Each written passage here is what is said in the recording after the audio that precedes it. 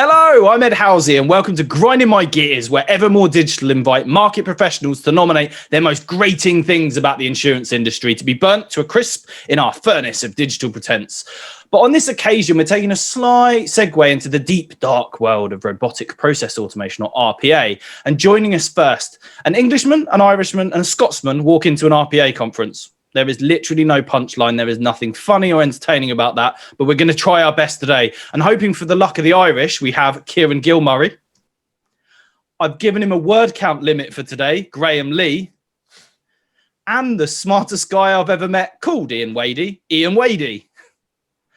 And my guest host today's claim to fame is that in the mid-80s, he was once voted 10th of the month at Micro Focus, but is now the epicenter of RPA, acting as chief evangelist of automation juggernaut 𝗚𝗏𝗡𝗏. We have Kirkwood.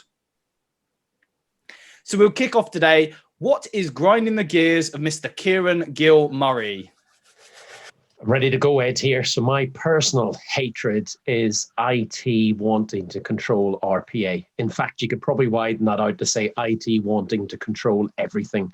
These are the human equivalent of the blue screen of death, the plague on the earth. The universe hates them and nobody really cares. So work on this situation here. You walk in to meet the IT team enthusiastically, because obviously you're an expert. You've just got an Alexa delivered to your house. So you're practically an architect, if that makes sense. You express an interest in IT. You talk about your smart TV, which obviously you haven't got a bloody clue how to use because your 8-year-old niece hasn't been around for the afternoon. And IT seem kind of nice, a bit like an enthusiastic teenage boy spending the night with his girlfriend, realizing that her parents are out for the evening. Then they appear interested in what you got to say because you're talking about IT. And then you mention the fatal words, you have a great idea. You've heard of something called RPA. And the next minute, the life is sucked out of the room. Things go dark real fast. It's like a screaming Chucky doll in front of you from a horror movie. And from then on, there's an involuntary reflex and the word no comes out and you can see their face contorting. I think this will benefit the business. No. I think this will generate millions. No. And before you can get to the end of the next sentence, which is, I think our staff will be happier, then it just all dies on its death. IT can't, shouldn't, mustn't control everything. RPA is a tool that is not an IT tool. Let me repeat it, not an IT tool, but somehow IT want to own it in some shape, form or other, and your life will be miserable unless they get involved. That's my hatred, Ed. Please, please, please get rid of those folks. Put them into the furnace of hell, and I will be a happy chappy for the rest of my life. I absolutely knew you would come on and hold no punches, but that is probably one of the most entertaining pitches. Thank you for being such good value for money on it. What do other people think? I think Kieran definitely feels passionately about that one. Any other thoughts? Poor IT guys. Poor IT guys. I mean, they've got to hold the whole show. After this, it goes all Pete Tong. If it all blows up, someone rings them up and say, "What the hell's going on?" And it all falls on their shoulders. It's a hard life. He's gone for the jugular, hasn't he? Yeah, and the service desk. Come on, IT need to turn it on. You've got an IT support desk. You've got IT mobile. You've got IT support. You know what? No, I disagree. IT are there to help and support, but then I agree with Kieran. They're there to support, and they're a support function, not an owner. Yeah, I think the real problem is that everyone in this conversation, and pretty much everyone that came into the world of RPA at the early stages, all came from services business. They came from outsourcing and shared services and all the rest of that really interesting stuff that didn't come from IT. So they saw it as a way of avoiding going to IT. Kieran's absolutely right. I mean, we had a fantastically appalling situation where we got thrown out of an account because the business found it really easy to use. And IT said, stop using this particular platform because it's too easy for you to use and we've lost control. So they brought in another platform that everyone knows and loves and hates and found that the business said, hang on a second, we can't use this. They went, exactly. It's too hard for you to use. We can control it. So I'm with Kieran here. Albeit the first one. I hate to influence the judge, but what a wise, good-looking guy he actually is. Yeah, Right, someone now, has been moving rehearsing. swiftly on, Mr. Creepy. Absolutely. The worst thing out of all this, Ed, is I know how these IT guys work because, Guy, I was one of those IT people years ago, and I carry that cross of shame. I've had to walk over burning coals to forget it. But it goes back to control with a big C and the real world anymore. Give the tools to the people who can use them, folks. That's it. End of. We'll work it out, and the world won't end. Yeah, I think Graham, I think you kind of touched on this. Certainly when I was in the RPA space, I used to talk more about IT being more of they should be more of an overseer rather than a doer. So have the control, make sure things are being done properly, but actually give the tools to the people. It was, I think when they're actually building it and they're becoming the bottleneck for it and kind of deciding what the business does and doesn't need. The people who aren't in the business, the people who sit outside, that doesn't make a lot of sense to me. But I'm influencing the judge, so I must stop at this point. And we will move on to person number 2, which is Graham Lee, who is in a particularly lovely little shirt there. I use the word lovely in inverted commas, italics, bolded, underlined, whatever it may be. How are you, Graham? And what would you like to cast into the depths of hell forever? I'm good, thank you. And foul fashion is something that I decided to wear tonight, or this afternoon, or this evening, depending on how long it goes on. But however, mine, I want to throw something into the skip, and it is a skip of burning hell, is over planning, over processing, over documentation. It is a tool where we can add value to a business. As Kieran has said, it's IT, and sometimes it's these governance processes that have got to go through. We're an automation platform. We can do things fast, quick, and whatever. It's getting rid of planning. It's getting rid of processes. It's getting rid of documentation. In other words, ex-military, JFDI. That's what we should be doing. It's to get the business back on track, to get them being happy doing their day-to-day job. The amount of times that the over planning that keeps going through, there's less planning to send people to the moon than we do with automation.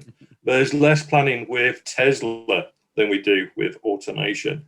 And it's me that I want to get rid of this over planning, overthinking.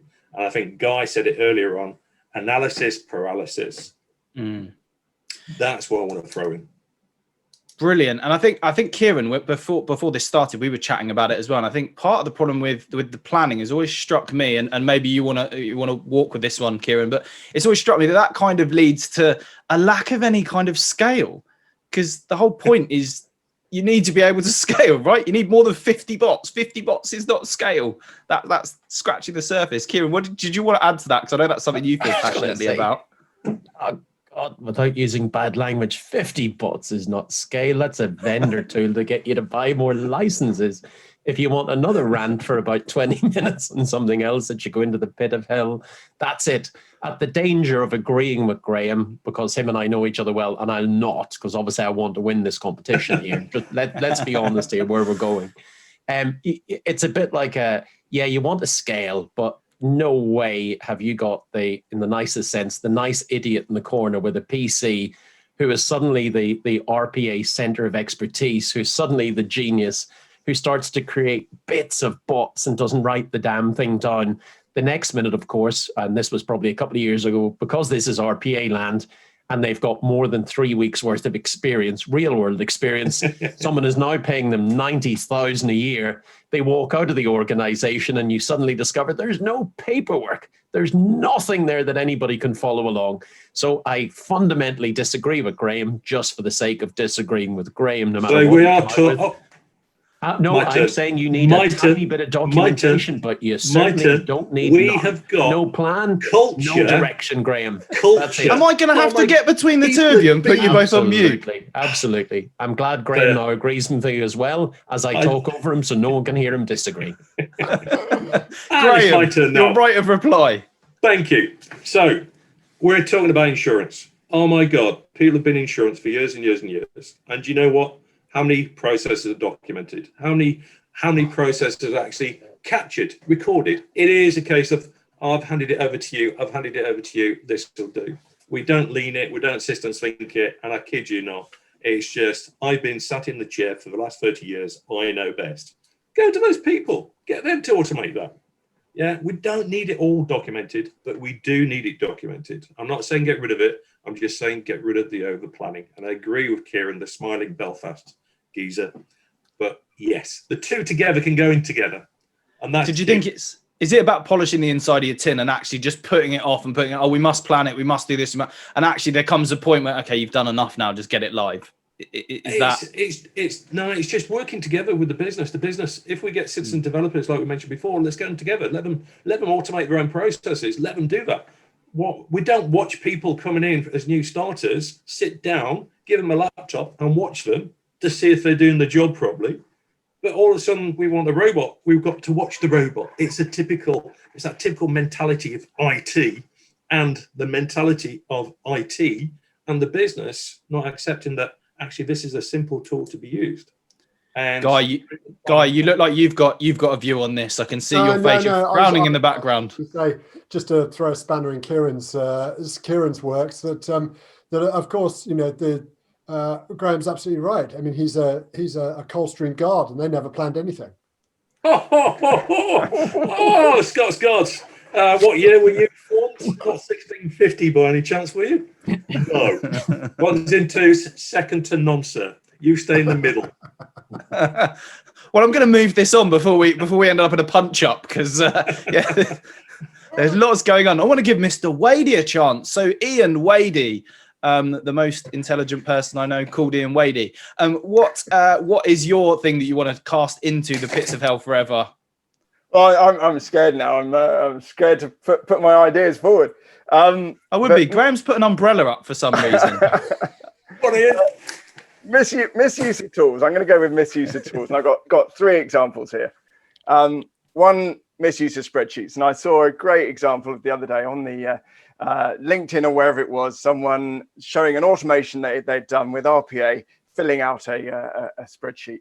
And I'd just like to remind people the whale event from JP Morgan, the biggest spreadsheet disaster of all time, cost $6 billion, and it was a value at risk model that went wrong. There was another one called TransAlta, a Canadian energy company that lost $24 million buying contracts at a higher than correct value. What I hadn't realized also, but Barclays, when they bought Lehman Brothers, apparently bought a whole load of contracts, about 179 contracts, I think it was, that they didn't want to buy because someone had gone through a spreadsheet, and instead of deleting the lines that they didn't want, they hid them, and then they printed it out in a PDF, and all these lines reappeared, and they ended up buying these contracts. And that it was for an undisclosed sum. We don't know the value of that. And of course, the Enron scandal, apparently there was about 20% of their spreadsheets in their finance systems had errors in them.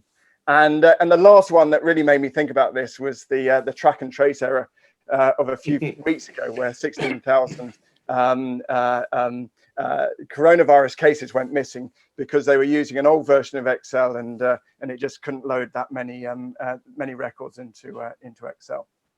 So that's my first example of misuse of tools. APIs is another one, or not APIs, rather the web scraping that goes on when you could use APIs. APIs are a lot more stable way of doing things. So why would you go through the front end? And a great example of a front end that actually adapts to the way the user uses it. So it identifies the sort of the stuff that the user is doing on the website, and then creates shortcuts for them. And that becomes very hard to automate, and becomes very unstable and brittle. Whereas those poor IT guys, if you do it in an API, it's as stable, it's lights out, it just works, and you don't have to worry about it again. Do a little bit of planning in there, get it all right, and it just kind of works. And then my favorite, actually, I came out the shower just about 10 days ago. That wasn't my last shower, but it was there's an image for everybody. 10 days ago. Good. Excellent. You'd lost me, but now you got me back with the shower thing. And I suddenly had this sort of epiphany, and I thought QR codes. And I was thinking, we spend this time with machine learning algorithms, trying to read semi-structured documents or unstructured documents. And I thought, I've always sort of thought, well, can we digitize this process a little bit further upstream and solve the whole problem? And so I spent a day researching it, and I posted something on LinkedIn that showed how it can all be done. But it's essentially, there are people who have published macros out there, so it comes back to spreadsheets, but you can have a spreadsheet, and so you can be a mom and pop shop, you could be a sole trader, whatever. You've got your spreadsheet where you're going to create your invoice. You can link up all the cells in there so that you can then create a QR code automatically that you can embed in the same spreadsheet. You print it out as a PDF, you send that PDF via email, and then someone at the receiving end, they don't need to web scrape, they don't need to confuse zeros and O's and ones and L's and I's and things. They can just read the QR code, out pops a JSON object, and there is your invoice data. And the world's going to be a much, much better and easier place if we can do things that way. So those are my 3 examples of misuse of tools, get things right. I think I wait for the day that people realize that, as you alluded to there, Excel is not a database. Excel is not designed to be used as a database, for goodness sake. And I think the other, I'd add to your one as well. And I alluded to this when we were chatting before the show started. And I said, I think one of my things as well about misuse of tools is there's some really great tools out there. There's some loads of different providers that do loads of different things, and using the right tool for the job is really important. So if you're a mechanic, you've got a toolbox and you've got lots of different tools, and it always makes me kind of chuckle a little bit. And I'd said to you guys, I blogged on this recently, that people call themselves centers of excellence. They set up these centers of excellence for RPA or for automation. There's a real push towards that movement. But their excellence is only in using one tool. So if your car needs a hammer to fix it or a wrench, they're great. But as soon as your tires need pumping up, you can't use a hammer for that. So actually, I think in terms of using the right tools, often it's just about having a decent toolbox and having a toolbox, not having a tool, which seems to be some of the problem. Any thoughts from everyone else? No, I think you've gone from a center of excellence in about 5 years ago, Ed, because any center of excellence that's worth its salt has lots of tools. I think there's another thing here. I think we ought to have a button here that we cry foul when Iain mentioned the Excel. Excel should be in every toolkit. I think we're blaming Excel when it's actually users misusing that. But it was absolutely wonderful to hear that when Iain has a shower every 10 days, that he comes out and can write LinkedIn articles afterwards, having thought about genius things to do. I love that. We should just have that in. Well, no, I just don't have too many showers these days. It's got me. Because I got fired from pretty much every job I've ever had, is that I eventually gave up printing off my personal cards, and I put a QR code on the back with my LinkedIn profile. It was by far the easiest because that's the only database that's ever kept up to date. So I'm with you, Iain. This is great. Yeah, agreed. Yeah, fantastic. Definitely with the Centre of Excellence, love it. Yeah, Centre of Excellence, excellent at one tool, brilliant, professional, awesome, but look forward. Yeah, a Centre of Excellence is a bunch of people who've got the same mindset, or they've actually changed direction because they want to do some automation, and they've probably got 3 or 4 years of experience in business. But yeah, Centre of Excellence has got to have more than one tool. You've got to. Yeah, I think I'd push back on you a bit on that as well, Kieran. I mean, I'm bearing in mind the audience that's we're likely to have for a lot of this is going to be I talk to the insurance industry a lot, and Graham obviously has dealt a lot in insurance, and I actually think insurance is behind that. I think you may be right on centre of excellence in other industries, but I think Guy will probably agree with this to a point as well. Actually, the number of tools that they have in the insurance industry for automation actually are very narrow. They tend to have 1, maybe 2. There isn't this kind of, we need this for this and this for this and this for this. And there are best of breed tools for specific functions. If you want a call center, or you want to look at documentation and extract data from it in an intelligent fashion. And there's tools that are best of breed for each of those. And I think, particularly in BFSI, I think they've kind of pretty much settled on one tool. And I know guys going great guns in there with UiPath at the moment, but there's one tool that's in there, and actually people aren't very open-eared to the other more agile tools that are out there in the market. That's correct. Very well put, Ed. Very well. I'm going to disagree, Ed, just for a second. Good. Of course, I might as well. Why not? Why not? It depends on your organization. Do you know what I mean? So I can talk to some credence in this because I spent 10 years in insurance, guilty as well there. But there is one solid tool that most run their insurance products off, buy, sell, renew, admin, whatever else. But then it comes to what are you going to do around those tools? So without naming the products, a company I was working in, you'll find it on my QR code now that I'm going to get one. I love that idea. QR code in the back of a card, so then you can move around and nothing changes. But it's literally, we linked up there, artificial intelligence, machine learning. There was scripting within the product itself. We linked up the phone system, or what was a contact system, to the database in the background, linked that up to the website and did really, really clever things. So it's not that the tooling's not available. It's not that the talent isn't available, because the insurance industry is absolutely ripe for change, and talk about something that's highly processual, logical, really relies on great data, which is all the technology tools rely upon. It's all there in spades. So now it's just a case of actually bringing the right people who understand what they're doing, bring some of these best of breed technologies in place. And you don't need masses to win in the insurance market, but you can do truly fantastic things. Now, in all honesty, did I come across that in lots of different organizations? No, I didn't. But in all honesty, the talent's there, the tooling's there, what insurance can do can be absolutely amazing. And I think you've seen some good examples of that in the last couple of years. So for anybody listening in, have a look at Lemonade, that really started to apply great tooling, great technology, great database lookups, and that's global databases, great AI and machine learning, imaging and everything else to really revolutionize how the insurance industry should be. And the more folks and firms that do that, the better. Exactly. And one thing is with that as well, where you've got legacy companies and also you've got the likes of Lemonade, is actually having the right products. You don't need a product for every single thing. It's actually that product being able to add on a bolt on. And it's also about insurance industries actually removing some of the products. There's some products out there that actually no need to. They're superfluous. They've only got 100 or 200 customers on it. So there is a potential to actually move those customers to new products, which is actually more beneficial for that customer.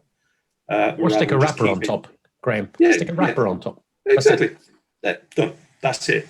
So yeah, I agree. Lemonade is way forward.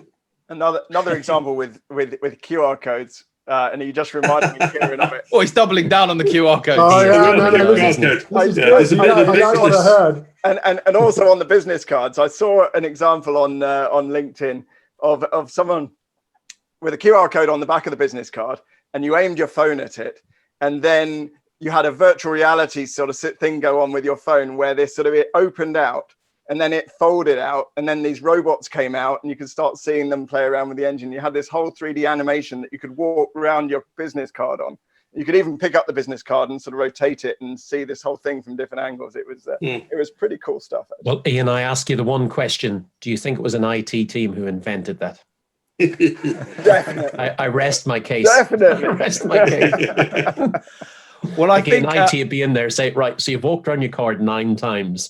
No, what is it going to do? This picture is an image. Well, it's certainly an image. not It doesn't need to do anything, anything. because no one ever does that anymore.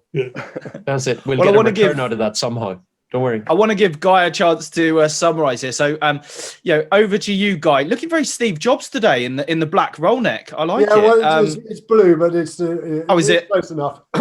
Okay, so I think that they're all right and they're all wrong.